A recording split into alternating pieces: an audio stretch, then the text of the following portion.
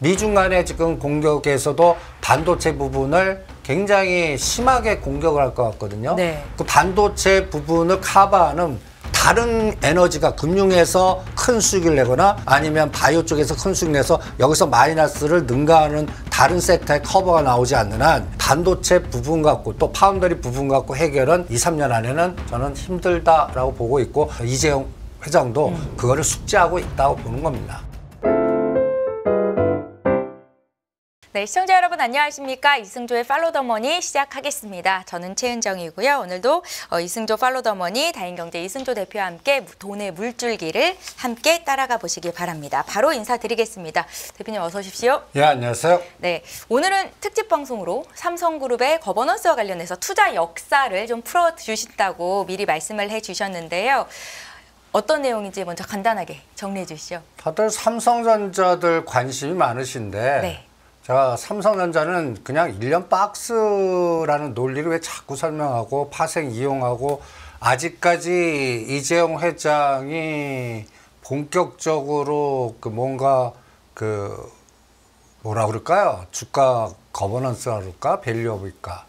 이거는 저는 법률 리스크가 제거돼야만 가능한 그분 성격이나 흐름이 내 법률이 깨끗하게 나오기 전까지는 절대로 뭔가 위기관리 시스템으로 가지 이거를 뭔가 개선시키고 전환시키지 않는다고 보거든요. 네. 그게 보는 기준을 여러분들 그동안 뭐 삼성그룹의 어떤 투자 역사를 쭉 보다 보면 이 두 가지 그림이 굉장히 중요한 변곡점입니다.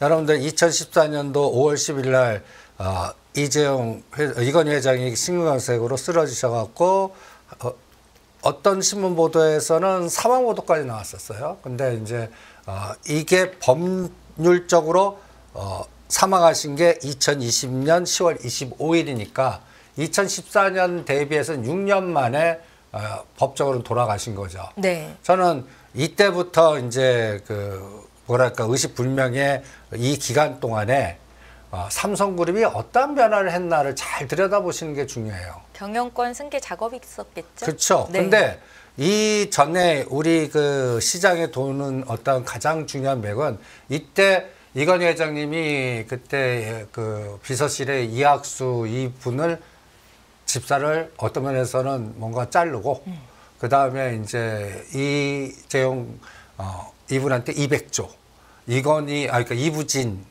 100조에서 삼성물산 건설 파트하고 호텔 합쳐서 뭔가 200대 100 사이클로 후계 구도를 만들려다가 쓰러지신 거예요.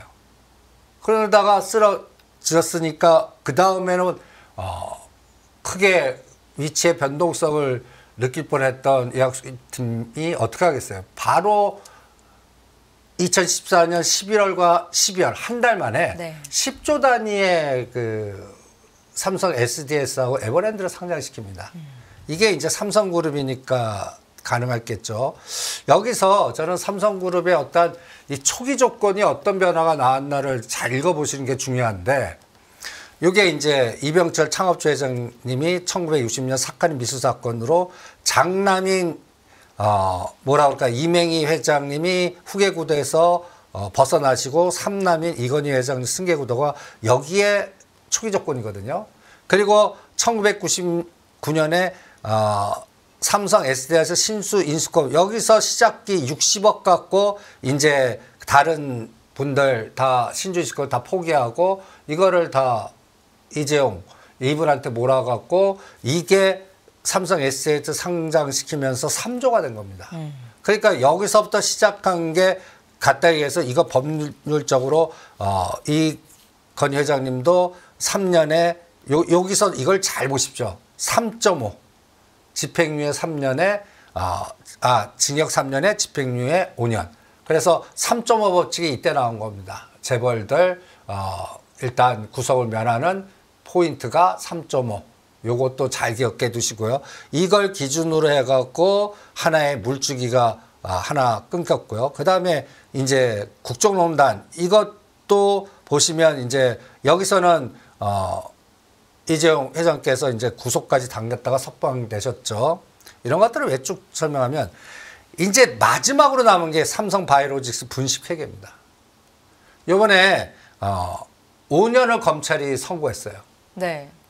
여기도 3.5 법칙이라면 이제 내년 정확하게 2월 3일 날 2월 3일 날 3년의 집행유예 5년 이게 나와야 돼요. 그런데 이재용 회장 입장에서는 아직도 불안할 거 아닙니까?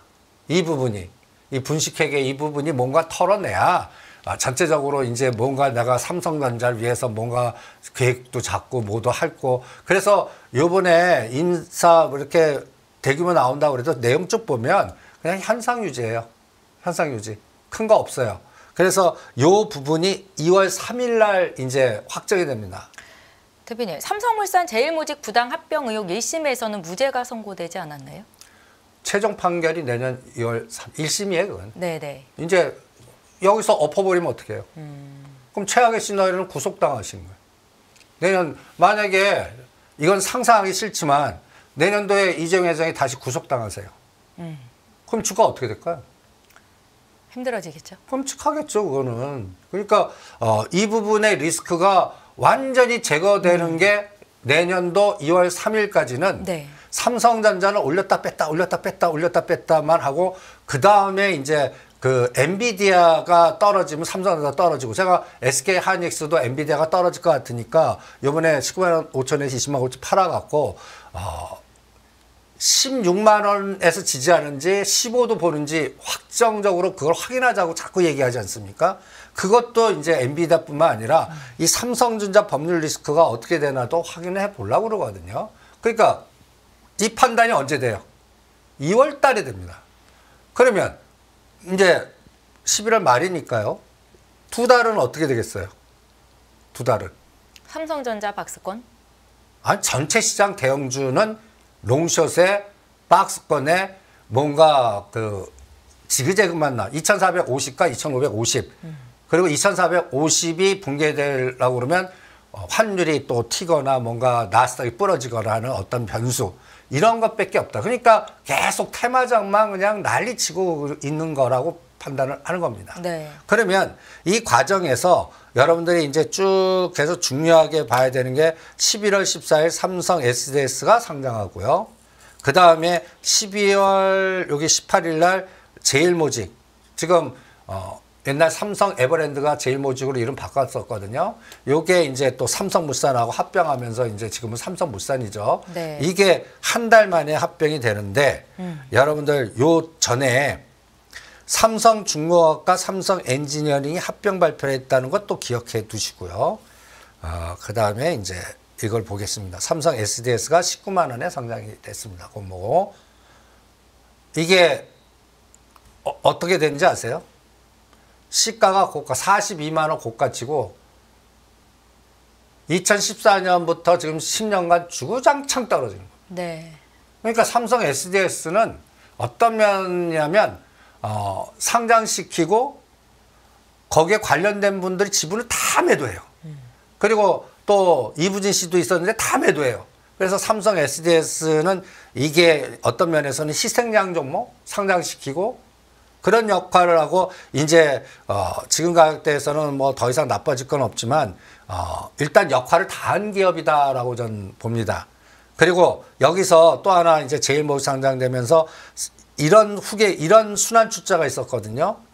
그러니까 보시면 제일모직이 삼성생명 지배하고 삼성생명이 삼성전자 지배하고 삼성전자가 삼성카드 지배하고 삼성카드가 제일모직. 요거를 끊었어요. 가족에. 그러니까 삼성전자가 갖고 있는 삼성카드를 여기서 이제 삼성생명 지주의 첫 발자국을 디는 겁니다. 요 30.45를 삼성생명이 인수한 겁니다. 네. 그래서 원래 30 몇 프로밖에 안 갖고 있는 걸 37%니까 이제 70%가 된 거예요. 그래서 요거를 끄는 거예요. 그래서 이제 순환 출자는 끊겼죠. 이때 삼성 SDS 상장 전에 주요 주주들입니다. 한번 보시죠. 저는 이건 삼성물산, 삼성전기 이거보다 이재용 11%, 이부진 3.9%, 이서연 3.9%, 이재용 회장만 하고 다 없습니다. 그리고 여기서 이학수 3.97, 이부진이나 이서연 씨보다는 더 많았어요.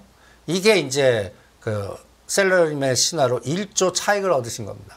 1조 차익. 김민주, 골드만삭스도 싹 이거를 관할하는 게 골드만삭스입니다.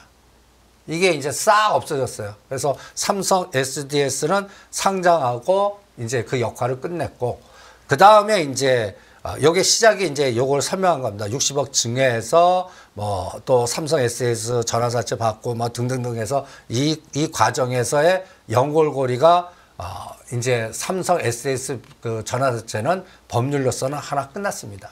이것 때문에 이건희 회장님이 구속까지 당하는 그런 형태, 사회 환원 뭐 이런 게 나왔고요. 그 다음에 이제 이거 쭉, 그리고 2015년 5월에 이 공익재단 이사장으로 이재용 회장님이 이제 등극을 하시는데, 이게 이제 이때부터 후계 구도가 시작됐다고 보는 겁니다. 공익재단의 뭐 비율은 적지만 공익재단을 먼저 갖고 있다는 게 굉장히 중요한 의미거든요. 그리고 이제 이때 또 그 정치권 국회에서는 삼성 그 금산 분리, 그 다음에 보험업법, 뭐 이거 갖고 이제 난리 쳤습니다. 시가 기준으로 할 때는 10조를 정리해야 된다 등등등등 해서 이게 뭐 보험업법, 삼성생명법까지 이렇게 하는데, 요새 삼성생명법 들어보셨어요? 싹 사정됐어요. 가장 결정적인 게 이걸 주창하고 했던 그 국회의원 두 분이 이번 국회에서 다 탈락을 했었습니다. 네. 그러니까 그것도 삼성그룹이 보이지 않게 얼마나 노력하셨겠어요. 그래서 이제 그 부분은 법률로 사장이 됐고, 그러면서 이제 2020년에 이건희 회장님이 법률적 사망을 하니까 이제 이렇게 상속이 간 겁니다. 그럴 때 상속을 어떻게 했냐가 굉장히 전 중요하다고 봅니다. 이게 이제 앞으로 후계 구도의 여러 가지의 물줄기에 경로 우전성에 어떤 걸 따라갔냐가 중요하지 않겠습니까? 이때 홍라희 여사가 갖다 예를 들어서 삼성전자 지분을 더 갖고 와서, 개인으로는 삼성전자 지분이 제일 많습니다. 그리고 삼성생명이 차등화 배분했습니다. 네. 이게 이제 그 이재용 회장, 이건희 회장님이 20% 갖고 있거든요. 개인 지분으로. 이게 이재용 회장한테 반, 10%. 그 다음에 이부진 씨한테 차등으로 왔습니다. 요때 이 차등으로 갈 수 있었던 거는 홍라희 여사가 요 부분을 포기했어요. 일로 넘기고. 요게 왜 그랬냐가 이제 앞으로 호텔신라하고 삼성생명의 미래 지도를 있는데 굉장히 중요한 키워드 같아요. 요거를 또 잘 기억을 해 두시기 바랍니다. 그리고 2020년에 5월 달에 이제 뉴 삼성을 선언하세요. 저는 이거 지금 이재용 회장 입장에서는 땅을 치고 후회하는 부분이 좀 있으실 것 같아요. 내 자녀 승계는 없다고 선언하신 거거든요. 네. 저는 이건 후회할 것 같아요. 이 부분. 이제 우리는 이거 생각해 보셨어요? 30년 정도 지나면, 지금 이제 50세 조금 넘으셨으니까, 삼성그룹의 그 4세대는 누가 지배할까요? 거기 아드님들이 누가 있을까? 뭐 이것도 자꾸 뒤져봐야 될 거 아니에요. 후계 구도는 없다고 그러는데, 저는 오너십이 굉장히 중요하다고 보거든요. 그리고 전문 경영인 체제, 저는 불가능하다고 봅니다. 우리나라 체제에서는. 그러면 이 오너십을 어떤 형태로 할 건가가, 저는 이제 금융을 키울 것 같아요. 그러니까 금융 사이즈를 갖다 예를 들어서 전자 사이즈보다 더 키우는지 한번 보자고요. 앞으로 미래 시대는 금융을 기반으로 해서 제조와 턴키 베이스로 합해갖고 해외에 나가서 원전을 수주해오든 무슨 재건을 수주해오든 뭔가 이제는 금융이 기반이 될 겁니다. 금융이. 네. 그러니까 거기에는 해치펀드 전략들이 막 사용될 거예요. 그런데 삼성 쪽에서 지금 이제 반도체 부분하고 저는 바이오 부분하고 금융 부분, 그러면 세 가지 삼성이 되잖아요. 전자, 바이오, 생명. 그러면 바이오는 이제 삼바하고 바이오 에피스를 상장시키면서 이제 한 툴을 만들 거고, 이 금융 부분을 이제 어떻게 이제 노출시키냐가 다음 2025년 2월 3일 선고받고 그 다음 코스 같아요. 그러니까 이 부분을 체크해 보시고요. 그래서 삼성전자는 이거 한번 보시죠. 제가 이럴 때 제가 습관이 있습니다. 아까 뉴 삼성 선언한 게 2020년 5월 아닙니까? 네. 저는 그러면 2년 단위로 비교해봐요. 지분에 변화된 게 없나. 또 주가는 어떻게 됐나. 2년 뉴 삼성 선언한 시점하고 2022년 5월 달에 그래서 이 데이터에 자료가 이제 첨부될 겁니다. PDF로 2개가 네. 뭐 한 100페이지 이상 되는데 그걸 점검한 거예요. 2년 전하고 현재하고 뭐가 비교하니까 뭐가 똑같고 뭐가 달라졌고 그러면 앞으로 2년 후에는 이제 뭐가 변화가 될 것 같습니다. 그럼 2024년도 5월 지금하고 2022년 5월하고 2024년 지금 11월 하니까 지금 2년 후면 2026년 11월에는 어떤 형태가 나올까가 저는 이거를 자꾸 삼성생명, 삼성화재를 사서 시작하라고 자꾸 얘기하고 삼성전자는 그냥 박스다. 이런 전략을 계속 강조하는 것도 이걸 비교하다 보니까 삼성전자 이렇게 쭉 보세요. 요게 이제 십자가 편계 뉴 선언하고 2년 지난 시점의 위치입니다. 6만 6천 원이었어요. 이때 여기 9월 달까지 이때 9월 달까지가 나스닥이 만스닥을 깨는 국면이었어요. 그러니까 전 세계가 IT가 나쁘니까 같이 떨어져서 5만 1천 원까지 떨어졌다가 여기서 8만 8천 원까지 갔다가 지금 요 저점도 요번엔 깬 겁니다. 네. 그러니까 이 상황, 그러니까 나스닥 만스닥 수준의 위치도 공격을 한 거예요. 그러니까 삼성전자를 보면 그냥 어마무시한 셀 공격이 나왔다는 얘기입니다. 저는 이 셀 공격이 저는 거버넌스 게임은 셀로 보지 반도체 업황이 나쁘다 뭐하다. 저는 주식을 여러분들 저 방송 듣는 분은 저는 여러 가지 부분이지만 매도자 시각으로 자꾸 합니다. 이 시장에는 인위적으로 어느 타이밍에 시세를 죽이는 에너지가 분명히 존재한다. 제가 외국계 증권에 근무할 때 제가 하던 일이 100만 주 주는 시장이에요. 그러니까 200만 주를 맡겨요. 그럼 시장의 고가에 어떻게 잘 파냐가 제 일이에요. 네. 그러면 이게 비즈니스 툴 될 때는 그러면 나한테 권한을 주셔갖고 법인화 시켜서 100만 주를 300만 주까지 만들었다가 파면 더 나한테 큰 이득이겠죠. 이게 전문 사업화된 집단들이 어마무시하게 만든 겁니다. 그래서 어느 구간에는 어떤 무슨 조합, 어떤 사모펀드나 어떤 때는 주가를 대차 매매 빌려다가 때리면서 주가를 희석화시켜요. 어떤 때는 한 주를 10주로 만들어요. 한 주를 3주 만들어요.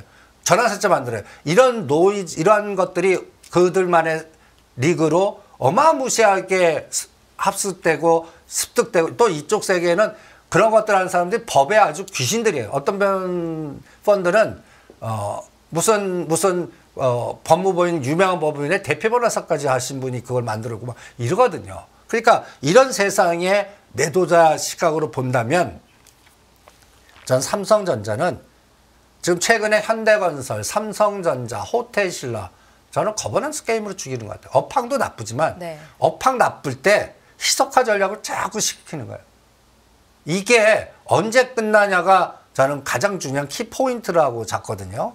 그러면 이번에 10조 들어왔잖아요. 이제 삼성전자는 거버넌스 게임에서 일단 바닥은 쳤다 저는 보는 겁니다. 그러면 대충 7만 전자나 8만 전자 사신 분은 제가 똑같은 얘기를 2년 후에 주무세요. 그 사이에는 그냥 왔다 갔다 가장 해피한 게 이제 엔비디아가 바닥 찍고 돌았을 때 7만과 8만 사이는 가겠지만 8만 이상은 힘들 것 같아요. 그리고 이재용 회장께서 다음 거버넌스를 먼저 한 다음에 이쪽으로 오지.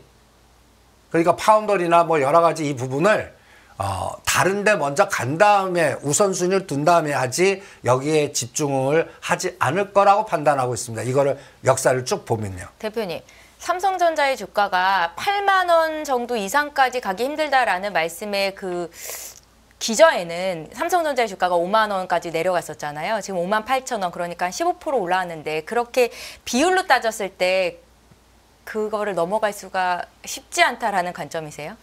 그거는 이제 전에도 얘기했지만 MSCI 그 선진국 주식에 우리가 포함돼 갖고 아니면 삼성전자 거버넌스 게임에서 삼성전자를 분할 바이오 쪽을요. 네. 미국 시장에 상장시키는 시나리오가 나오면 그 가능성이 있고요. 그 전에는 우리 그 자체적인 에너지로는 주가가 너무 많이 빠져 있기 때문에 빠져 있기 때문에도 그렇고요. 네. 미중 간의 갈등이나 그 반도체 부분의 여러 가지의 노이즈가 2년, 3년 안에 문제가 풀릴 환경은 안 나올 것 같아요. 미중 간의 지금 공격에서도 반도체 부분을 굉장히 심하게 공격을 할 것 같거든요. 네. 그래서 그 반도체 부분을 커버하는 다른 에너지가 금융에서 큰 수익을 내거나 아니면 바이오 쪽에서 큰 수익 내서 여기서 마이너스를 능가하는 다른 섹터의 커버가 나오지 않는 한 반도체 부분 갖고 또 파운더리 부분 갖고 해결은 2, 3년 안에는 저는 힘들다라고 보고 있고 그 삼성그룹의 싱크탱크나 간단히 얘기해서 이재용 회장도 그거를 숙지하고 있다고 보는 겁니다. 그래서 가만 보시면 현상 유지 전략 더 이상 나쁘지만 말아달라. 그리고 빨리 다음 추순 그러니까 지금 뭐 3에서는 안 되니까 4에서라도 좀 풀어라. 그리고 이 부분이 요새 오늘 빠진 거는 트럼프 쪽에 반도체 그 칩법 그 에너지가 공격 들어오니까 같이 또 급락을 한 거 아닙니까? 중국도 저는 또 보이지 않게 경쟁 속도를 등장시켜 갖고 롱숏을 막 그 뭐랄까요? 블랙록이나 해지 쪽에서 EM을 이용해 갖고 우리 삼성전자를 들었다 놨다 할 것 같거든요. 이거를 커버할 수 있는 뭐 연금이 좀 사는데 연금 갖고는 안 돼요. 그러니까 블랙록이 사줘야 돼요. 싱가포르 쪽에. 근데 그쪽은 지금 아직 올렸다 때렸다 올렸다 때렸다 할 것 같거든요. 그래서 삼성전자는 저는 어떤 논리냐면 8만 전자 이상 갖고 계신 분들은 10% 정도 마이너스, 그러니까 7만 전자 정도까지 갈 때 끊어라. 그리고 삼성그룹에서 뭔가 튀울 만한 것들로 집중하시는 게 낫다. 지금은 그게 이제 거버넌스 게임의 삼성생명이나 1순위는 삼성화재 두지 않았습니까? 삼성화재 둔 이유도 쭉 설명하겠습니다. 네, 일단은 외국인들의 매수는 좀 언제쯤 들어올 수 있을지 여기에 대한 의견부터 좀 들어볼까요? 1년 동안 안 들어올 것 같아요. 그 10조 다 쓰기 전까지는. 네. 그러니까 중간중간에 자사주를 매입하는 동안에는 외국인 매수가 강하게 들어오지 않는다는 말씀이세요? 안 들어올 것 같아요. 그냥 그 10조 내 거 갖고 가라든지 저는 거버넌스 게임으로 보이지 않게 죽일 것 같아요. 네. 삼성전자는 지금 본격적인 타이밍을 보니까 이재용 회장도 기다리고 있는 것 같아요. 아직까지 제일 불확실한 게 미중 간의 그 반도체 그다음에 보조금 문제 트럼프 대통령이 진짜 아직까지 트럼프 대통령이 정식 개각이 되지 않았습니다. 1월 20일입니다. 이것도. 그러니까 지금 계속 던지는 말 때문에 벌써 난리예요. 아직까지 대통령 지금 아직은 바이든이고 이런 상황인데도 벌써 시장은 요동을 친다고요. 그러니까 이 부분이 저는 우리 종합주가 지수나 나스닥이 어떻게 되나 나스닥도 보세요. 요게 2022년도 9월 달과 2021월 달에 2100, 2180대 나스닥이 만스닥이었습니다. 근데 여기서 거의 더블 게임 정도 나왔거든요. 그런데 우리는 어떻습니까? 35% 올랐다가 지금 17%. 그런데 요번에 8월 5일과 11월 15일 날 삼성전자 5만전자 깰 때 쌍바닥을 형성했다고 보거든요. 이거는 쉽게 깨지는 않을 것 같아요. 1,450원 환율을 치고 나가지 않으나. 그러면 이거는 중국이 이번 기회를 이용해서 대만 공격했다는 얘기거든요. 지금은 아직까지는 설마잖아요. 설마. 근데 저는 설마가 사람 잡을 수 있으니까 그거 확인하고 대세를 판단하겠다. 그때까지 환율이 1,400원 하단이고 1,420원과 50원에서 왔다 갔다 하면 제가 가장 걱정이 우리나라 외환보유고가 계속 지금 보이지 않게 개입해서 4,100억에서 150억 정도인가 이럴 겁니다. 그게 3자 보면요. 이때 또 요동을 칠 것 같거든요. 그걸 확인은 내년 3월에서 5월이에요. 그러니까 근데 문제는 이제 나스닥이 부러지면요. 아직까지 뭐 오를 때 오르지 않았어요. 디커플링 됐어요. 그럼에도 불구하고 저희가 가장 걱정하는 거는 2차 전지 하단하고요. SK 하이닉스. SK하이닉스가 요번 현대차 기아. 요게 요번 바닥 깨면 안 됩니다. 그러니까 현대차는 20만 원, 기아는 9만 원, SK하이닉스는 15만 원. 만약에 나스닥이 부러지면서 그 라인도 깨기 시작하면 어떻게 해요? 삼성전자가 얼마나 잘 버텨도 이게 깨면 욕되는 재주 없거든요. 또 한번 또 바닥을 검증해야 되거든요. 이게 또 저는 확인이 내년 1월 말에서 3월 달 요 사이라고 보거든요. 그러니까 그거 확인하는 게 좀 필요할 것 같고요. 이 뭐 시간 관계에서 그래서 삼성전자는 5만과 6만을 4등분 하는 게 나을 것 같아요. 그래서 요번에 5만 8천원까지 갔지 않았습니까? 네. 그럼 한 15% 올랐어요. 6만 전자 가면 전 5호자에서 모으신 분들은 반을 때리라고 그러겠습니다. 그리고 5만 5천원과 5만 3천원이 강하게 지지되냐를 내년 그 트럼프 정부가 정식으로 출범할 때 우리나라 환율, 그 다음에 2차 전지, 그리고 우리나라를 중심 그동안 테마주로 움직였던 중심주들이 지금 바이오도 부러지기 시작하죠. 제가 경고해드렸던 하나 에어로스페이스나 H일렉트로닉이나 이런 것들도 부러지기 시작하지 않습니까? 현대로템도 부러지기 시작하고 6만 원대 하지 말라고 게 다 이런 불확실성의 증폭에서 롱숏에서 빌려다가 때리는 대차 매매나 이런 부분들 ETF에 그런 것들이 1등이 들어가면 어떤 분들은 1등 들어가니까 이게 더 가는 줄 아세요. 그런데 ETF 운영하는 입장에서는 1등 갔으면 끝이에요. 그럼 빌려다가 그거를 죽이거나 아니면 희석화시키는 전략을 쓰거든요. 대차 매매로. 그러니까 그런 과정을 검증해야 될 것 같고요. 그래서 저는 이번 파동은 삼성전자는 그냥 박스고요. 네. SK하이닉스 갖고 봅니다. SK하이닉스.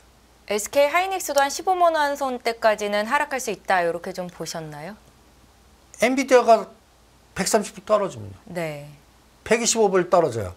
그러면 이번에 130불 살짝 구경하는데 SK하이닉스가 20만 5, 6천 원에서 16만 8천 원까지 떨어졌거든요. 그리고 하루 19만, 제가 그래서 다른 뭐 방송에서 19만 9천 원대 하루 막 오를 때 때리라고 그랬어요. 이거 엔비디아가 테슬라가 약간 뭔가 이상해요. 그래서 한번 부러질 것 같아서 엔비디아 부러지면 17만 9천 올라가는 게 아니라 떨어져서 이번 저점을 깨나 보려고 그랬더니 오늘 급락을 시키잖아요. 네. 그래서 요 자리가 굉장히 중요합니다. 15만 원이 2021년 3월 달에 고점이거든요. 그리고 이게 반토막까지 떨어졌어요. 7만 원대요.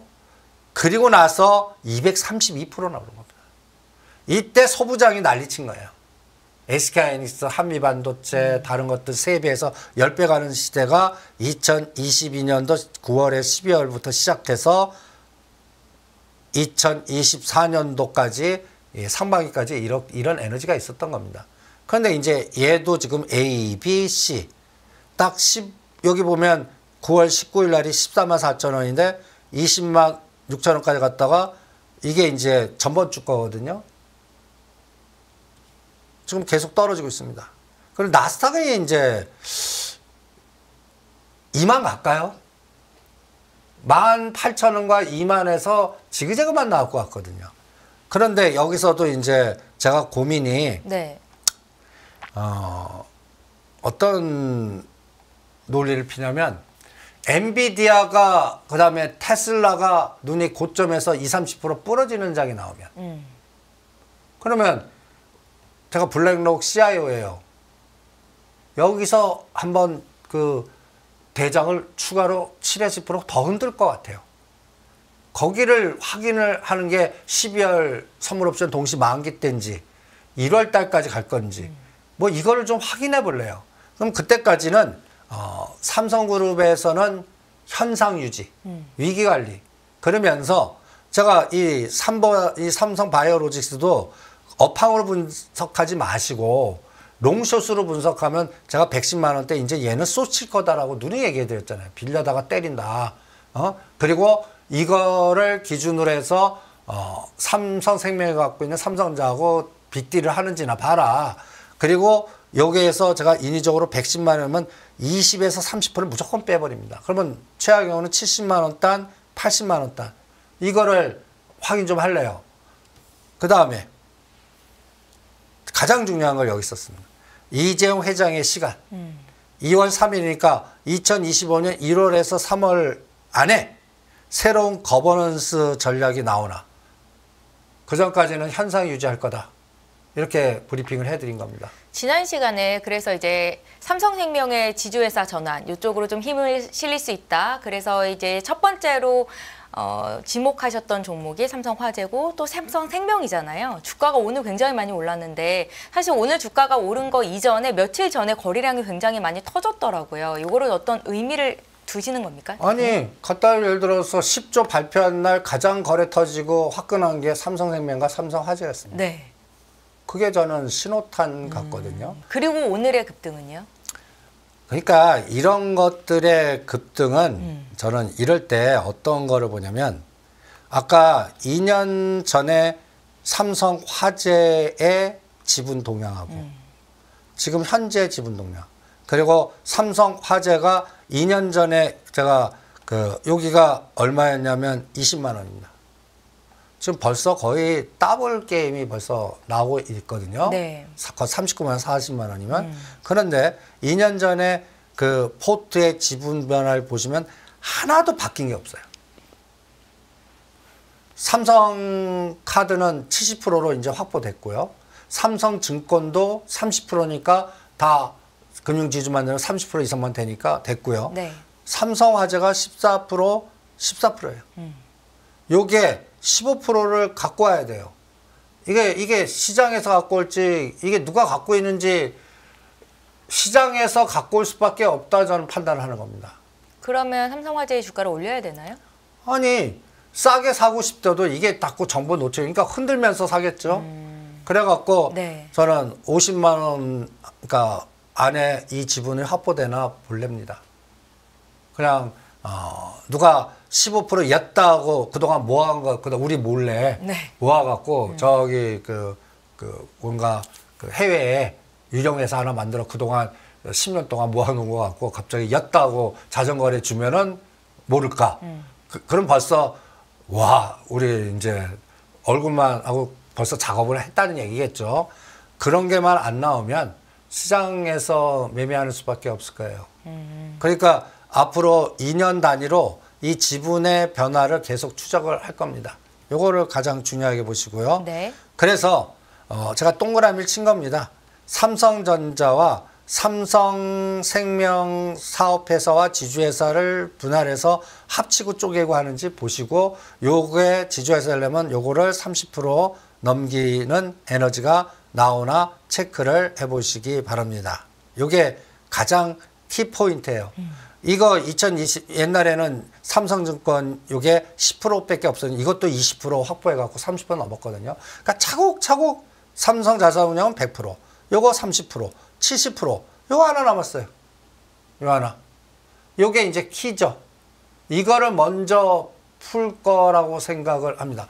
그 사이에는 보험업법이라든지 삼성생명법이라든지 뭐 여러 가지 노이즈, 정치권의 노이즈 때문에 뭔가 맥을 딱 끊어놓은 상태였거든요. 네. 이제는 내년부터는 법률 리스크만 제거되면 속도를 이거를 어마무시하게 낼 것 같고 그래서 보험과 금융과 그 다음에 여기서 이제 프라임 브로커라든지 간단히해서 이제 삼성금융을 키운다면 어디 나라에 우크라이나 재건이나 원전 들어가면 삼성은행 개념 뭔가 금융 개념이 네. 자본을 프라임 브로커 대주면서 10조 투자를 하는 거예요. 그리고 나서 턴키 베이스로 세금을 뜯거나 뭐 해갖고 갖고 오는 그런 에너지. 오늘 삼성물산이 카타리에 5조인가 7조 그 턴키 베이스로 벌써 들어간 게 그 시동을 걸었다라고 보거든요. 거기에 이제 금융이 가장 키를 보일 거다. 그래서 지금 다 반도체를 보지 않습니까? 저는 이재용 회장님의 머릿속에 들어가 보면 금융 키워야지. 금융 키워야지. 여기에는 속사정이 또 있어요. 내가 자식들의 4세대는 안 하겠다. 대신 금융이 삼성그룹을 지배해야겠다. 그러니까 전문 경영은 잘못하면 위원회 체제로 이건 뺏기는 꼴이 될 수 있거든요. 그런데 금융이 지배하면 거기서 갖다 해서 자기네들 그 뭐 갖다 해서 가족들 패밀리들이 왔다 갔다 여기서는 싸우겠죠. 그렇지만 이 큰 틀은 변함이 없을 거 아닙니까? 요거를 가장 중요하게 가장 핵심으로 키울 것 같아요. 그래서 이제 금융 사이즈 키우기 네. 이게 저는 삼성그룹의 가장 키라고 봅니다. 이거는 거버넌스를 계속 공부하다 보면 카카오도 카카오뱅크 금융을 패밀리 그룹은 뱅크를 키우고 다른 거는 게임이나 모빌리티는 팔고 심지어는 그러면서 카카오 엔터를 네트워크에서 만들면서 금융이 지배하게끔 만드는 게 꿈일 것 같고요. 그 다음에 하나그룹도 이제는 금융 키우기 사이즈로 들어갈 것 같고요. 앞으로 3년에서 5년 동안에 우리 재벌들의 에너지는 밸류업이 금융 사이즈 키우기 이 구도가 시장에서 굉장히 중요한 역할을 할 것 같아서 이 아이디어를 체크해 보시고요. 그 다음에 삼성생명 한번 보시죠. 삼성생명 보시면 이게 이제 저는 이부진 호텔신라 이 구도도 요번에 어떤 그림을 그릴 건가. 또 여기에는 또 이마트 신세계도 있습니다. 요 부분이 요번에는 매각해서 완전히 끊어지는지 아니면 그대로 유지하실 건지 그리고 이부진 이 삼성 호텔신라 대표 되시는 분이 요번에 갖다 해서 삼성생명에 계속 지배하면서 호텔신라를 지배하는 이 구도를 계속 유지할 건지 아니면 우선주 이용해 갖고 우선주 보통주 상환해 갖고 호텔신라를 완전히 본인 이름이 들어가는 걸로 만들 건지가 네. 이것도 내년에 결정될 거예요. 그러니까 그 사이에는 주가를 계속 죽여버리는 게임이 나오는 겁니다. 마치 현대그룹의 현대건설을 계속 죽이는 것 같이. 저걸 왜 죽입니까? 라고 질문을 하시는 분 계세요. 현대 엔지니어링하고 현대건설 할 때 그러니까 갖다 해서 현대 엔지니어링에 갖고 있는 정인선 회장님 지분이 현대건설 많이 갖고 오게. 그러면 시가총액에서 반토막이 돼야 되잖아요. 이 작업하고 있는 것 같은 생각도 들고 그 다음에 삼성생명도 지금 이부진 씨 호텔신라 문제 그 다음에 삼성생명이 지금 이 부분을 해결을 해야 될 거예요. 삼성전자 갖고 있는 8.5 이거를 삼성바이오로직스 43하고 어떤 교통정리할 건지 저는 이게 2025년에서 2026년에 가장 키라고 봅니다. 그러면 삼바도 저는 80만 원대에서는 적극적으로 다시 매수. 80만 원대가 올까요? 저는 인위적으로 만들 것 같아요. 대표님 오늘 삼성그룹의 가장 큰 키는 금융 사이즈 키우기다 하시면서 삼성그룹의 거버넌스를 굉장히 비중 있게 다뤄주셨는데 그 이유는 어디에 있을까요? 이재용 회장님의 생각일 것 같아요. 그러니까 지금까지의 그 과정의 투자 역사에서 법률 해고 여러 가지 부분에서 네. 삼성 반도체나 이 부분은 본인이 어떻게 해결할 수가 있는 부분이 아니에요. 자기 직원들이 뛰어난 분이 생겨갖고 이거를 초격 차려갖고 해줘야 되는데 거기에서 인적 자원의 이 부분은 뭔가 마이너스로 쉽게 해결될 부분이 아니고 이거를 뭐 돈 주고 새로 끌어온다고 해도 되는 것도 아니고 그러니까 지금 가장 자신 있는 게 뭐겠습니까? 내가 삼성그룹에 30년 후에 내가 죽었어도 내가 삼성그룹을 지배할 수 있는 여러 가지의 후계 구도를 튼튼하게 만들 수 있는 부분이 뭘까요? 금융밖에 없어요. 그 작업이 그러니까 반도체를 자꾸 보시는데 삼성그룹은 이제 금융을 자꾸 보자고요. 네. 그게 앞으로 주가를 볼 때 가장 키가 될 것 같아요. 네. 자꾸 자꾸 놓치는 부분이 저는 그거라고 보고 있고요. 그래서 삼성전자는 해외에서 MSCI 선진국 지수가 들어오지 않는 한 그냥 박스. 인데 그날 올랐다 빠졌다 올랐다 빠졌다 사람 지쳐가게끔 만들 것 같아요. 그래서 지금 삼성전자를 수익나셨거나 마이너스 10% 이내에 있는 분은 저는 과감하게 손절해갖고 금융부터라.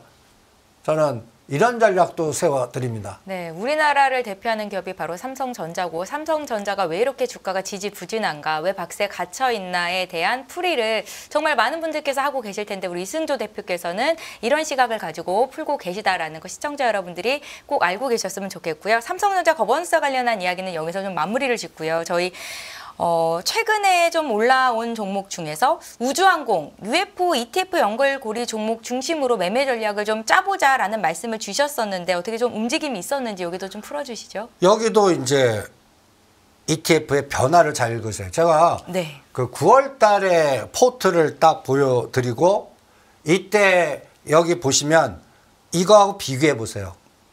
이게 9월 4일입니다. 네. 이때 그 스페이스 모바일이 10%로 제일 많아요. 이때 35불이었어요. 그리고 로켓 랩이 5%예요. 이때 얼마인지 아십니까? 9월 달에 6불입니다. 그런데 이제 로켓 랩이 5%짜리가 13%로 1등이 됐어요. 근데 6불이 얼마 된지 아세요? 25불이. 네.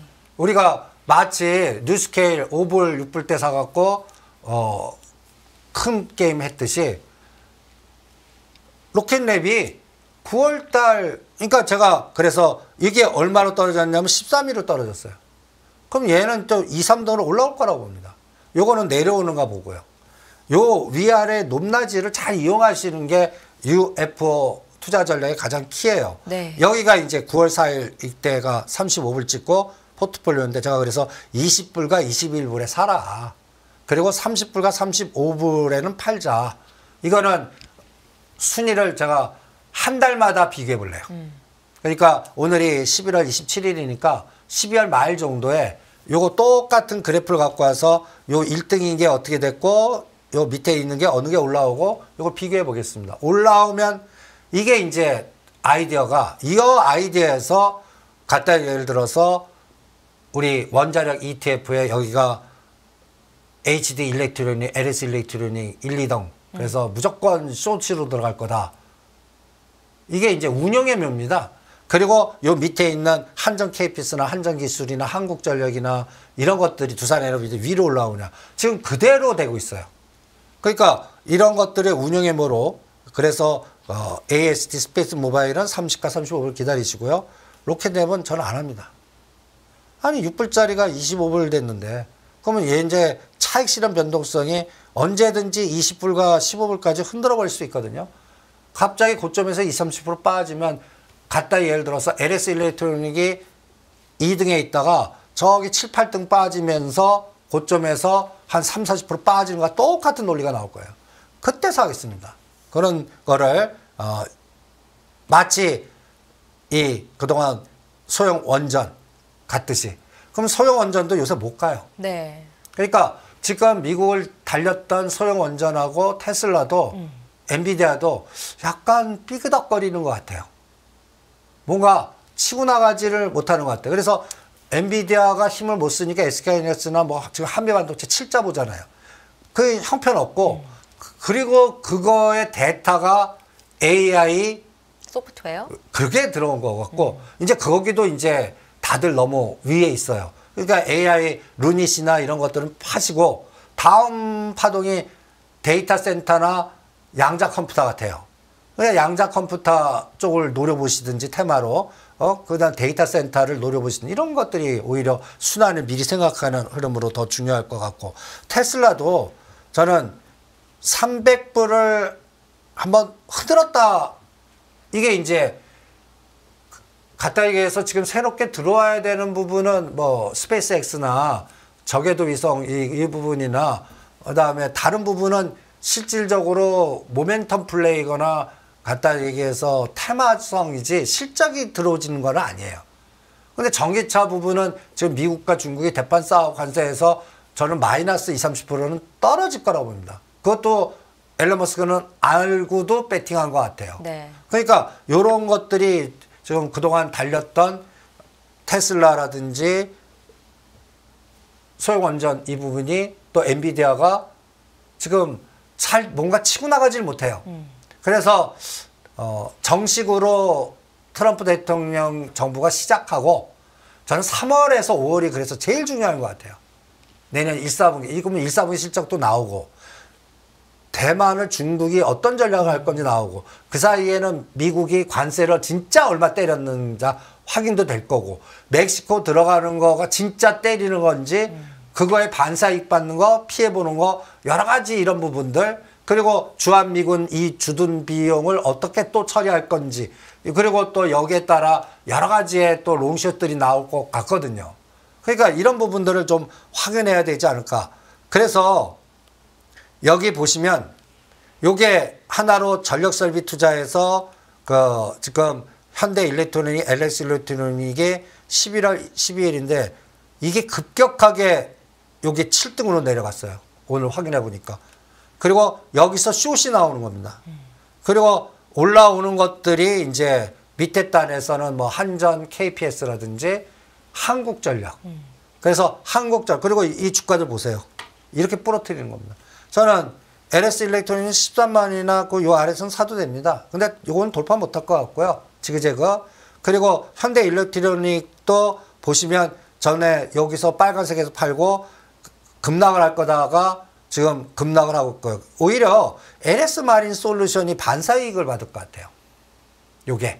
요거는 중국과 미국의 싸움에서 데이터 센터 들어갈 때 중국산 다 하지마가 반사이익으로 우리나라의 LS마린솔이 그 틈새를 치고 들어가는지 데이터 센터의 수주를 LS그룹이 다 찍어서 할 건지 이런 것들을 또 들여다보시면 뭔가 롱숏이 여기서도 나올 것 같거든요. 그래서 어떤 거는 하지마, 어떤 거는 해.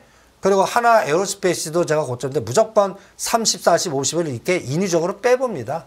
방산주들 급등했던 거 지금 다 너무 많이 빠져서 시청자 여러분들이 좀 걱정을 하고 계실 것 같은데요. 그러니까 현대로템, 네. 하나 에어로스페이스, LG 넥슨은 저는 더 빠뜨릴 거라고 봅니다. 그런데 하나 오션이나 하나 시대도 같이 빠지지 않았습니까? 네. 요거는 저 하나 오션이 저게 있습니다. 그 산업은행 그 락걸리 물량. 요게 이제 풀어져서 어떻게 풀리냐가 일단 단기 수급의 키포인트고요. 그러니까 여러분들이 쭉 추적하다 보면 우리가 사모펀드나 보이지 않게 제가 이거를 오파 정보라고 그러는데 이런 거 제가 어떠해서 하지마라는 거는 보이지 않게 그런 게 나오는 타임이 되거나 그런 것들 앞으로 저는 하나 오션은 그게 나오나 좀 볼래요. 나오면 주가가 떨어지는 요인인가요? 아유, 못 가는 요인이죠. 네. 탄력성 없고. 그러니까 오히려 하나 시스템이 더 나을 거고요. 지금 그런 게 예정되어 있는 게 제가 알기로는 하나 투어가 있고 그다음에 하나 에어로스페이스는 요거를 담보 잡아서 대우조선해양을 하나 오션으로 바꾼 거거든요. 그러니까 요것도 단기적으로는 잘 못 갈 거예요.